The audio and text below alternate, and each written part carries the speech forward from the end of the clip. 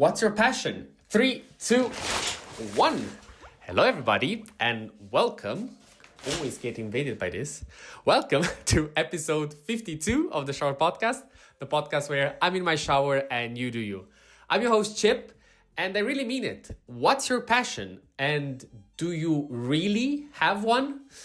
The reason why I'm asking you and why I'm asking you that way is that these days I was watching, I think it was somebody on Twitch, and it happened that they were discussing about passions, and mostly a link that I never necessarily thought about, but now that I actually had a few days to think about it, it actually made a lot of sense. And that is the fact that as of today, it's most of the things that we end up being interested in, or should I say, the topics that, let's say, are part of our life are, of course, let's say, based on our habits. So what do we actually do on a daily basis, the places that we visit, and let's say the environments that we are in. If, for example, I don't know, you work as a gym instructor, most likely, your passion will somehow evolve within that space. You are always surrounded by that. You are physically in that place. So let's say it's pretty straightforward.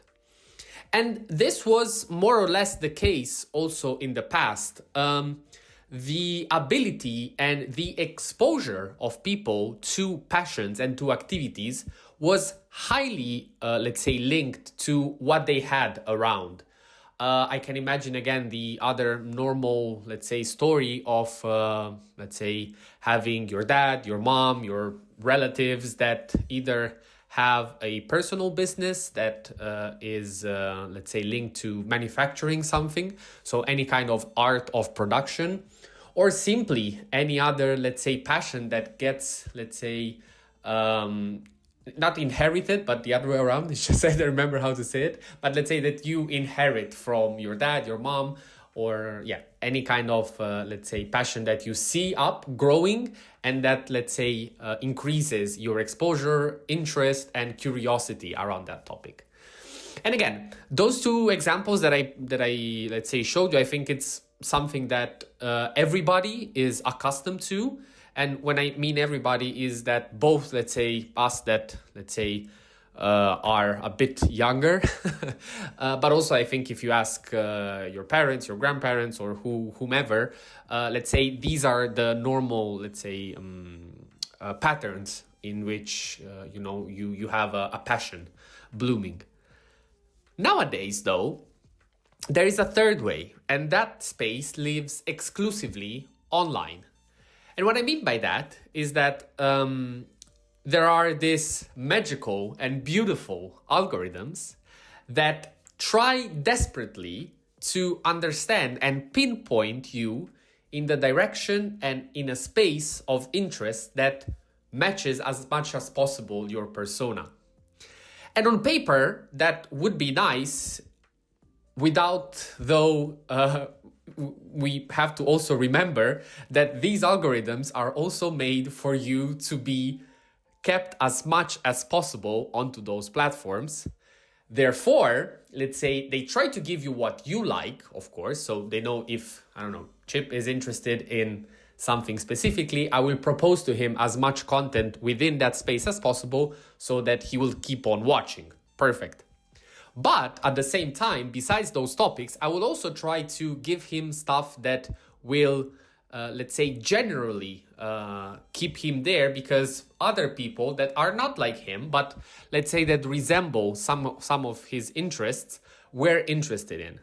And, this can happen once, twice, thrice, and at some point, you will start, let's say, without even, let's say, realizing, you'll start consuming content about a specific thing.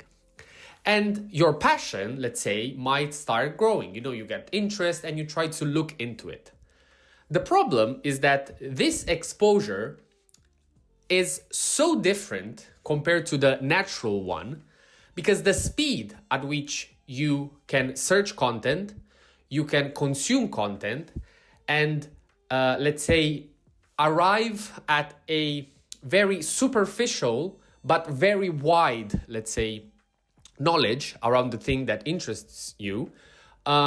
This happens in, I don't know, if you are really bored, in one night you can start learning so much about a super random topic that was provided to you by the algorithm that something not so nice happens the day after.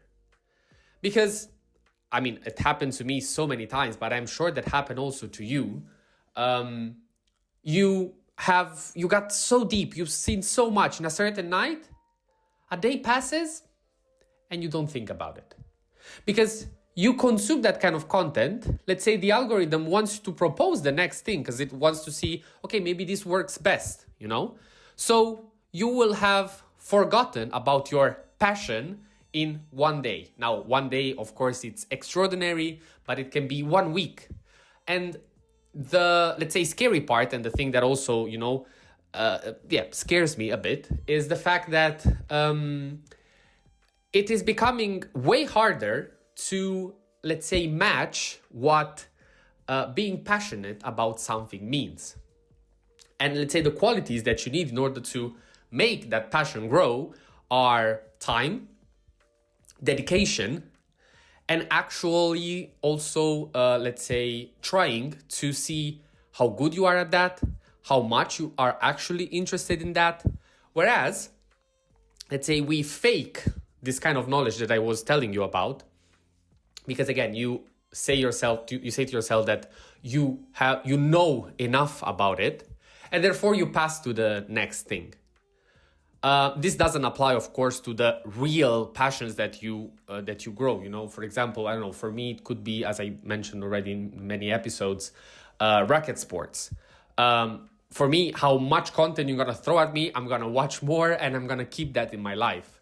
Or I don't know, videos about anything that is STEM related. It could be IT, it could be math, it could be space, it could be anything that's scientific. Sign me up. I will always be consuming those things. But because, again, those are things that, let's say, represent my personality and that I actually enjoy, and I have already spent the time necessary, let's say, to let it grow on me so much that I couldn't live without. Whereas, I mean, the first example that can come to my mind, again, to, let's say, what brought me also in this attention is, for example, chess. It's a game that I've never given interest to it, but I am, let's say, fascinated by what it means, what it can develop, and what the game can represent. And once every now and then, you know, these topics, I don't know, I click on a video for curiosity and I start getting into it. But then let's say my knowledge gets consumed for one day and then it dips and comes back and so on and so forth. So for how I am myself, I will never, let's say, open the topic with anybody that knows about chess because I will absolutely be wiped. Because again, I am nowhere neither an expert or even have general knowledge about the topic. But there are a lot of people that after, let's say, consuming a certain amount of content regarding that argument and having experimented a few things here and there, they would have the audacity to present themselves as experts or at least as passionate people about that specific topic. And I'm not gonna lie, it's very frustrating and it's the kind of people that I don't really, let's say, enjoy speaking to. Because again, once you are really passionate and you, let's say, have passed by so much time, you know, that level in which those people are, the frustration grows on you when they start talking and they almost look down on you, you know, because they say, yeah, you've been doing it for so much, or yeah, you constantly do it and you're not doing this, you're not doing that, or actually you should know this other thing that maybe it's absolutely relevant or it's, let's say, old information, and you have to stay there and say yes, of course, yeah, sure. But think about it and also try to identify those topics and try to understand, is it really something that I want to keep in my life, or is it something that I am, let's say, without realizing it, let's say skipping over it for how I end up consuming this information. I've seen it recently also with another friend of mine. He was bombarded with information. He got into a, let's say, drawing video, as I also mentioned, the other day when I saw the PewDiePie one.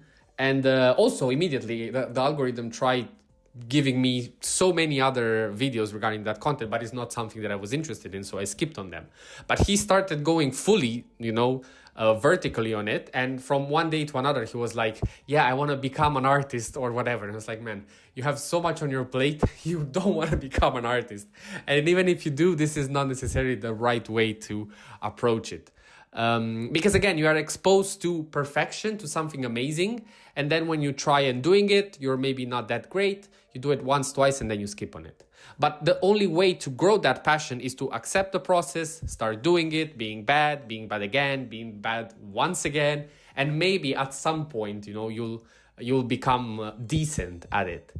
Of course, once you also enter a certain amount, when you've put a certain amount of hours in something, also the frustration of wanting to do better or knowing you could do better also grows on you, and you're like, I wish I could do more. But sometimes it's okay also to accept your limitations and just, let's say, enjoy what you have. But let's say it's definitely no easy task. Having said that, I think we talked enough about it. Thank you very much for listening to episode 52. I've seen also that a lot of you that are not subscribed to the channel, again, and given that most of you are people that I also know, it's very good if you leave a subscribe, because it helps also the channel. So that would be very nice. And again, also on Spotify, feel free to leave a review if you get the chance. Talked enough. Have a good day. Thank you very much for listening. This was episode 52 of the Shower Podcast, and see you at the next one.